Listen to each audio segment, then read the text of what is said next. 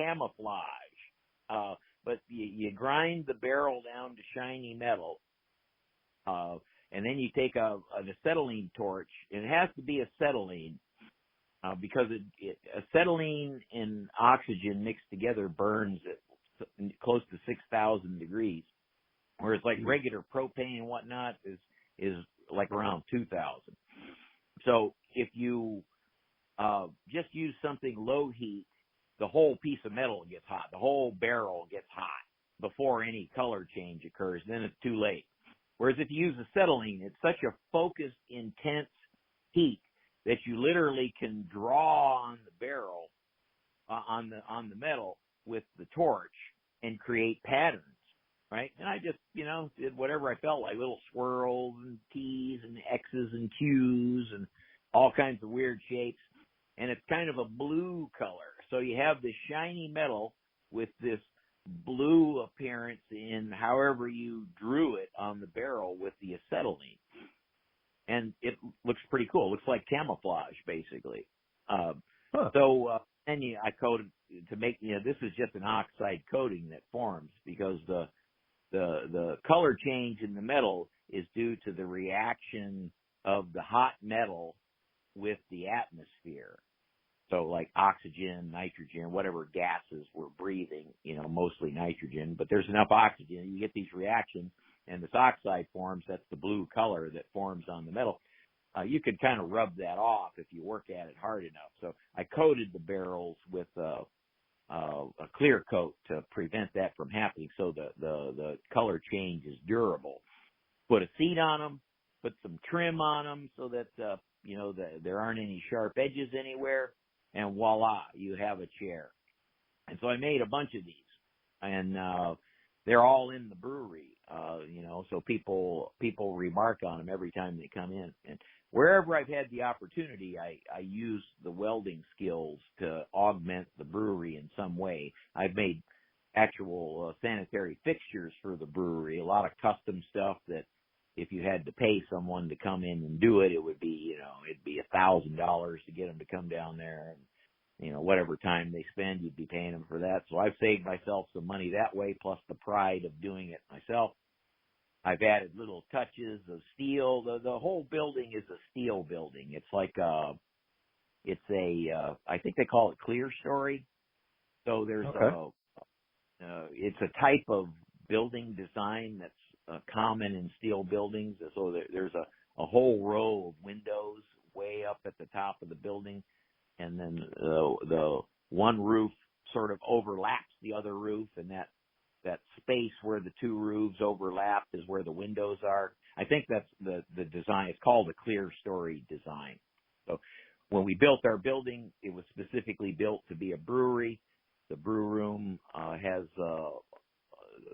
sunken or trench drains built in it where the brewing system is, so that it's convenient to drain everything out. That we have a big walk-in cooler that has bright tanks in it. So we're not a production model. Our business model is all the beer we sell goes over the counter, right? We do have a canner. We call it a crowler. So in the days of yore, people would bring glass bottles back and you'd fill them up. Well, instead of the glass bottles, now you fill a can, and you can actually steam the can, and now they walk out with a 32-ounce can of beer that's literally like a regular can of beer. You open it up, you drink your beer, and then you recycle the aluminum. So this does away, and it's the same cost as it would be if they came in with a glass bottle. So we've kind of done away with the glass bottles. Hopefully, we don't have too many clients that bring in glass bottles or thermoses anymore. That was another thing, people would bring in their thermos. Well, how much does it hold? Oh, I don't know. You're like, well, I don't know what to charge you for it. And you can't, well, just fill it up and charge, and they're like, whatever. Look, how about if you just go with a can of beer? Oh, a can of beer. Yeah, perfect. Of course. Yeah. So anyway, we don't have a canning line, if you will, an official canning line, and honestly, it's not in my idea at this point. we're very happy producing the beer and selling the beer over the counter. This job is really for our amusement in our retirement. My wife's still working, but she's looking forward to the day where in a few more years that she doesn't have to do medicine anymore. And then we'll all kind of focus on the brewery. I see canning and doing that as, whoever buys this from me, that's their job, is to take it to the next level and become a real production brewery. And we have plenty of space for the equipment.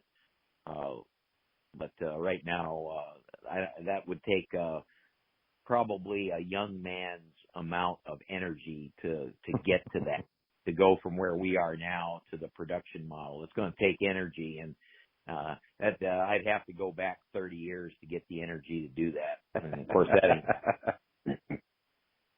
No, not we'll yet. see. I think Good change. Yeah, I mean, you have a great idea now because you have the people just coming to you because they obviously enjoy your beer and want to try your beer. And as much as it is nice sometimes for people to, find out about your beer, whether it be out with at a bar or a restaurant or with other friends, I think it's almost better to fully, like we were talking about earlier, take in that vibe, take in that energy that is from the brewery itself and enjoying the beer as it's intended, straight from the tap in the brewery, so that you can experience everything. Yeah, there is something to that. I do believe a lot of people that are going out at night or whatever, they don't want to just have a beer. They want to have an experience. Yeah. I believe that's true. And we're trying to provide that. We have live music some nights, and we have trivia some nights. We do have regulars. I got some people that come to my bar, and when the musician shows up, they leave. They're kind of like they're not there for the music. And so okay, that's your thing. You don't want to be around the live music. That's fine. But the live music part has actually been incredibly enjoyable for me, and I didn't think of that to begin with. I was thinking, well, we'll have beer, and that's kind of what we'll have. We'll be about beer, and that's our beer culture and whatnot. And we have that too. But when the live music started playing, I was kind of like, wow, there's so many talented people. Yeah. I mean, people that can play, and they're not famous or whatever. And you're like, there is no difference between you and, whoever famous artist you want to pick. It's like, how come they're big time all over the place and you're not? And you're just like, it just doesn't seem fair sometimes when you hear, and you're just like, I can't believe it. But people just do it because they like to play. So I'm proud to be a supporter of local music, right? I'm really proud of that. And it's been joyous to have that. That has been a actual surprise that I wasn't expecting, that I would be so fond of the live music. I always played music when I was in the operating room, and I have several streaming music services, Apple Tunes, Amazon Prime, Tidal, because I'm always listening to music, and I've always been that way ever since college. I just have really enjoyed it, but I guess somehow or another, I just didn't expect that having the live music at the bar was going to be such a big feature for me, but it really has turned out to be. We had a festival in the summertime, August 17th. We had a Grateful Dead tribute. But yes, I'm a Deadhead. We have a Grateful Dead tribute band. They played, we had music all day, and then the Grateful Dead tribute band came in and set up. And it was the first time we'd had they were a production, right? They had to take up more space in the back. We have a nice backyard. We have a great place for summertime. And anyways, the band, they had a roadie set everything up, and he's like, I got to have this space. He's measuring out the patio. I got to have this. We had their lights, and it was the first time we'd had like a real production there, and then the band showed up, after the road, he put everything together in the band showed he handed them their instruments and stuff. It was really cool. It was easily, by far, the biggest day we'd ever had, right? I mean, we had over 1,000 people come to the brewery that day, right? It was just amazing. And we were so busy behind the bar handing out beers and catching, feeling the vibe of the music. And one of my employees come in and it's like, look, Mark, have you been outside? And I'm like, no, I haven't. I've been behind the bar here up at your service. He says, so you got to go outside. And so I took him in. I went outside, and we have a pretty good sized backyard. It was just packed, and people were dancing, and I mean, it was an awesome feeling moment. The joy and the appreciation that people were feeling that day. I've been to quite a few Dead concerts. It was like being at a Dead concert. It literally was. It's better than the real thing in some ways because I don't know.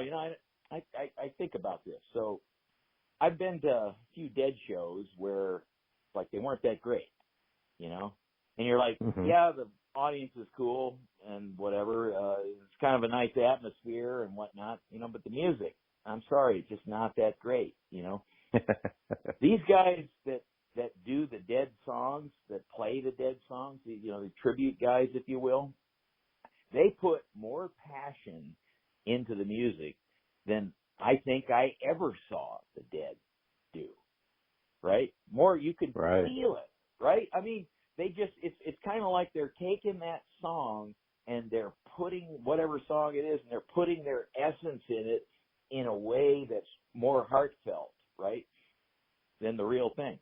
And I don't know, maybe it's me, but that's what I see, particularly with the good ones, There are some that aren't so good, but anyhow, the live music part it's been an incredible thing. And so we're trying to figure out how to have like some type of a big live music event once a month. We're new. We've only been open a year, right? So it's not like we're, and they've never done a business like this before. So, we're just flying by the seat of our pants, in all regards, So yeah, I saw that you guys have a fish cover band too, and I'm a fish head or a fish family, and I'm a Deadhead as well. So I like that you guys are, embrace that aspect of it as well, and also having, the local music there. I love fish. So there really wasn't a fish tribute band here in Pennsylvania. This is something that maybe if somebody hears this, they'll say, I'm going to that show. We're not selling tickets for it, I mean, you can just come to the bar that day and you're in, right? I mean, it's not. It's parking is going to be the biggest issue we have, right? So, anyways, there's no widely known fish tribute band, right? So I have an employee, Christy is our main employee. She runs everything. He seems to know everybody on Earth, not just in Pittsburgh, like on Earth, right? It's amazing. I don't know how she does it. It's like I can't remember that many names, but she just seems to know everybody. So she's like, she comes to me with this idea a few months ago. She goes, I said, it'd be cool to have a fish tribute show. I told her, 'cause I love fish too. I mean, I like all jam bands, and I'm not particularly sold on one or the other. I like them all.